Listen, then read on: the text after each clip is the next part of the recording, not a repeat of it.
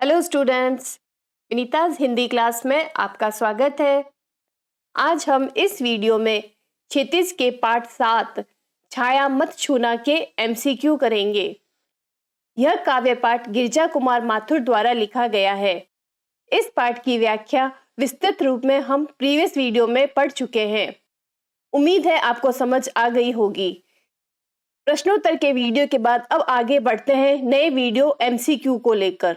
तो let's study MCQ of छाया मत छूना।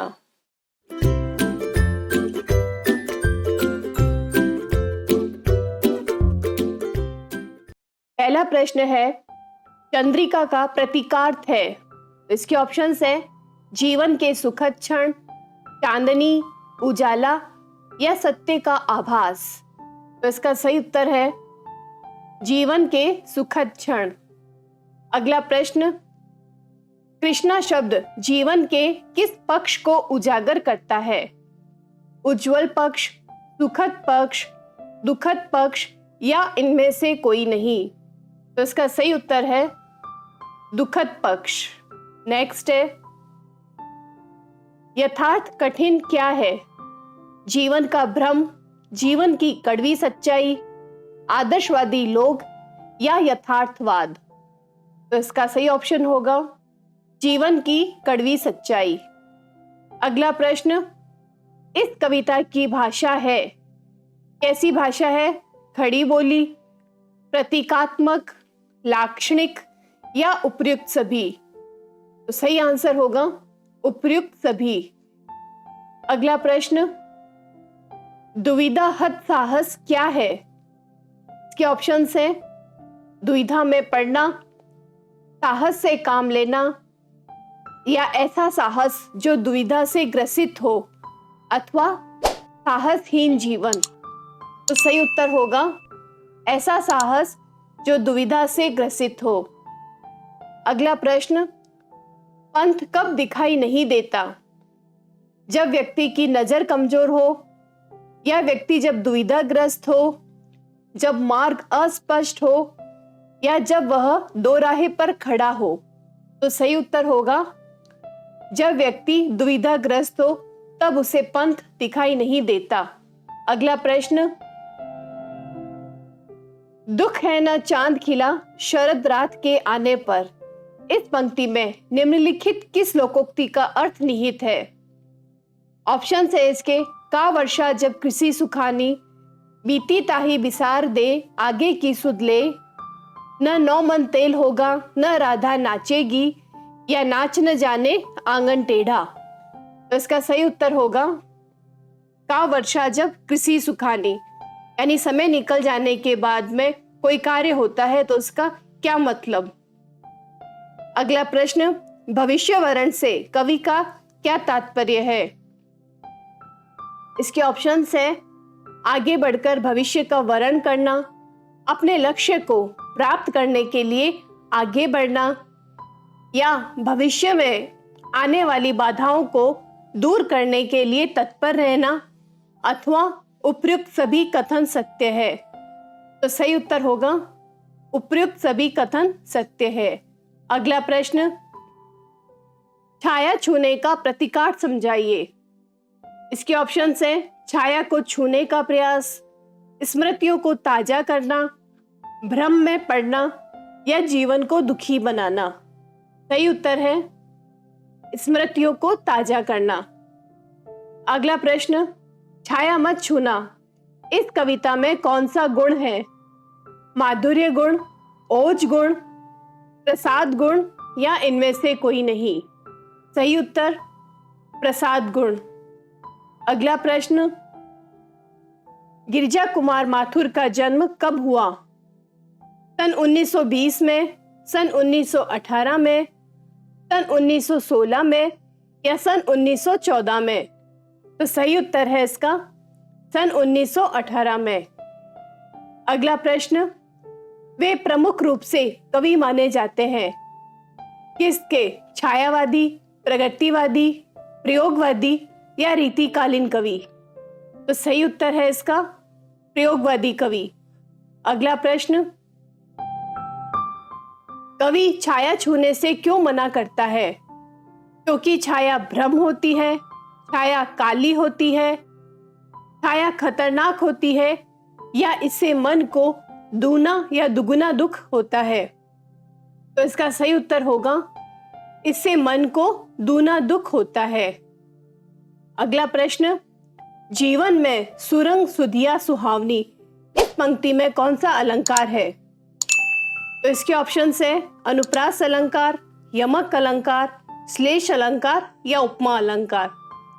तो सही उत्तर होगा इसका अनुप्रास अलंकार। अनुप्रास अलंकार क्यों? जहां पर एक वर्ण बार बार आए वहां पर अनुप्रास अलंकार होता है। तो यहाँ सु देखिए, सुरंग, सुधिया और सुहावनी, इसमें ये सु बार बार आया है, तो यहाँ अनुप्रास अलंकार होगा। अलंकारों को और अधिक अच्छे से समझने के लिए हमारा वीडियो अलंकार पर भी है, उसे जाकर जरूर देखें। अगला प्रश्न, यामिनी का अर्थ है, ऑप्शन है इसके वासर, निशा, काल या वात्या चक्र। तो सही उत्तर है इसका निशा। तो यामिनी और निशा दोनों का मतलब होता है रात। तो यहाँ यामिनी का अर्थ हो गया निशा यानी रात। अगला प्रश्न, चित्रगंध से कवि का क्या आशय है? इसके ऑप्शंस है चित्रों से आने वाली गंध, रंगों की दुर्गंध, या मधुर यादों के साथ उसके आसपास फैली गंध, या मधुर स्मृतियां। तो सही उत्तर है इसका मधुर यादों के साथ उसके आसपास फैली गंध।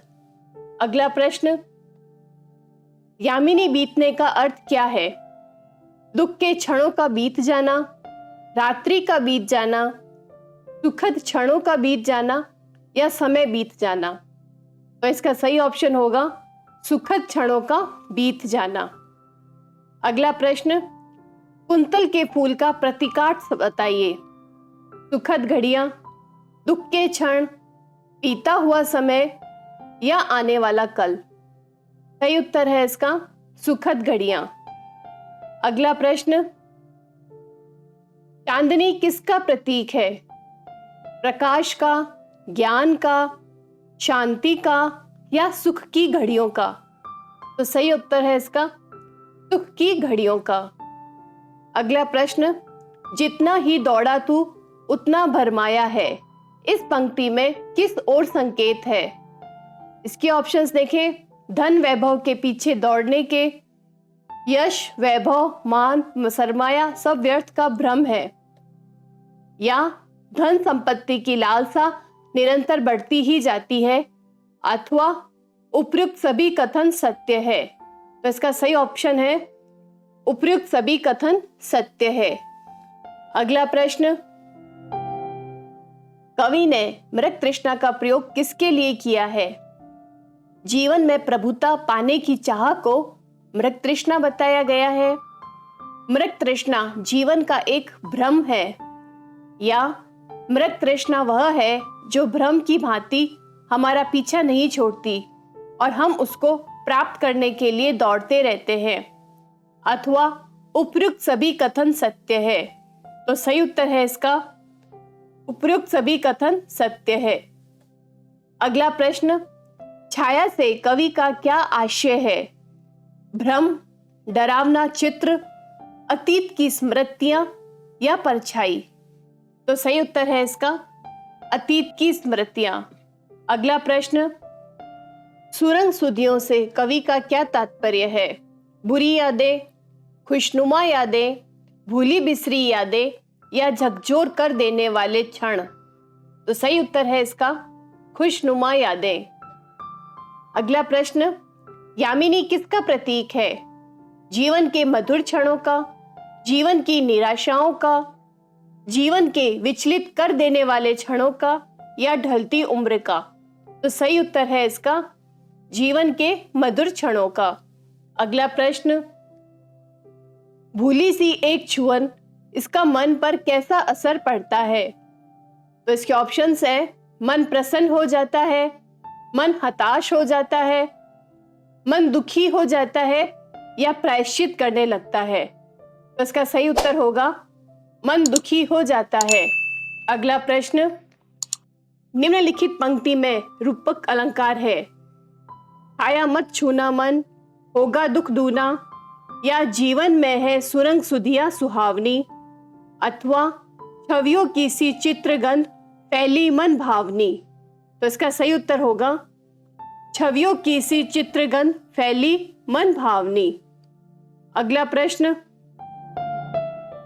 छाया मत छूना इस कविता के कवि का क्या नाम है? इसके ऑप्शंस देखें, गिरजा कुमार माथुर, रामधारी सिंह दिनकर, नागार्जुन या जयशंकर प्रसाद। तो सही उत्तर है इसका गिरजा कुमार माथुर। अगला प्रश्न, कवि के अनुसार किसके पीछे दौड़ने से धन की प्राप्ति नहीं होती? छाया के, बादल के, पवन के या सुखद घड़ियों की यादों के? तो सही उत्तर है इसका सुखद घड़ियों की यादों के। अगला प्रश्न, भरमाया शब्द का क्या अर्थ है? इसके ऑप्शंस हैं भटका हुआ, चलता हुआ, सुधरा हुआ या दौड़ता हुआ। तो सही उत्तर है इसका भटका हुआ। नेक्स्ट, कवि ने प्रभुता का शरण बिंब किसे कहा है? शरण में आए व्यक्ति को, बड़प्पन के एहसास को, घमंड को या उदारता को? तो इसका सही उत्तर है बड़प्पन के एहसास को। अगला प्रश्न, कवि ने मानव को किसका पूजन करने के लिए कहा है? पूजन से तात्पर्य ग्रहण करना था इस कविता में। तो इसका ऑप्शन है भगवान का, धन का, यथार्थ का या भविष्य का। तो सही उत्तर है इसका यथार्थ का या वास्तविकता का। कवि ने कहा था यथार्थ का पूजन करो, वास्तविकता को ग्रहण करो। अगला प्रश्न, कवि का साहस कैसा है? ऑप्शंस देखें इसके, कमजोर, कम, अत्यधिक या दुविधाग्रस्त। तो सही उत्तर है इसका दुविधाग्रस्त। अगला प्रश्न, कवि को पंथ दिखाई क्यों नहीं देता? अंधेरे के कारण, अंधेपन के कारण, दुविधाग्रस्त होने के कारण या घने जंगल के कारण? तो सही उत्तर है इसका दुविधाग्रस्त होने के कारण। अगला प्रश्न, कवि ने किसका वर्णन करने के लिए कहा है? वर्तमान का, भविष्य का, अतीत का या किसी का भी नहीं? तो सही उत्तर है इसका भविष्य का। अगला प्रश्न, रस बसंत का क्या अभिप्राय है?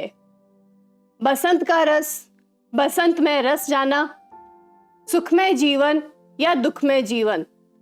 तो सही उत्तर है इसका सुखमय जीवन। अगला प्रश्न, कवि को किसका दुख है? चांद के समय पर न निकलने का, सूर्य के न निकलने का, चांद के छिप जाने का या बादल के न आने का? सही उत्तर है इसका चांद के समय पर न निकलने का। अगला प्रश्न, कवि ने किसे छूने से मना किया है? छाया को, बादल को, आग को या पानी को? तो सही उत्तर है इसका छाया को। अगला प्रश्न, पुरानी मीठी यादों के साथ लगी सुहानी सुगंध कवि के तन मन को क्या बना देती है? इसके ऑप्शंस देखें, सुस्त, चंचल, मस्त या रंगीन? तो सही उत्तर है इसका मस्त। अगला प्रश्न, उचित अवसर पर न मिलकर बाद में मिलने वाली खुशी कैसी प्रतीत होती है?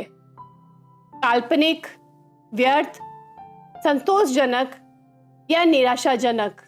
तो सही उत्तर है इसका व्यर्थ। अगला प्रश्न, शरद रात किसका प्रतीक है?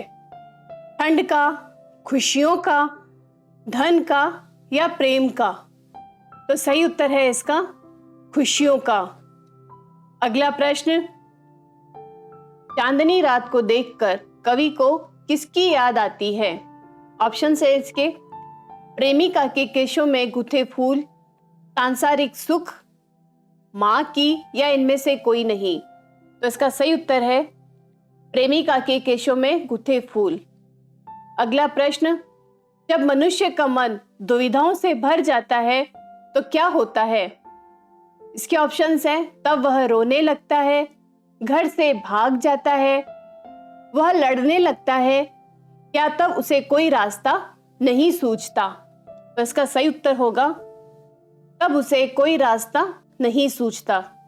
अगला प्रश्न, बसंत के समय फूल न खिलने का क्या आशय है? समय पर फूल का न खिलना, सुख प्राप्त न होना, सूखा पड़ना, या उचित अवसर का लाभ न मिलना। तो सही उत्तर है इसका उचित अवसर का लाभ न मिलना। अगला प्रश्न है, कवि जीवन में क्या पाने के लिए दौड़ता रहा? यश, धन, खुशी, या इनमें से कोई नहीं? तो इसका सही ऑप्शन है यश। तो स्टूडेंट्स, इन एमसीक्यू के बाद यह पार्ट यहां समाप्त होता है। अगले वीडियो में हम अगला पार्ट कन्यादान लेकर आपके सामने आएंगे। तो हमसे जुड़े रहिए। Stay connected and do subscribe. Thank you and all the best.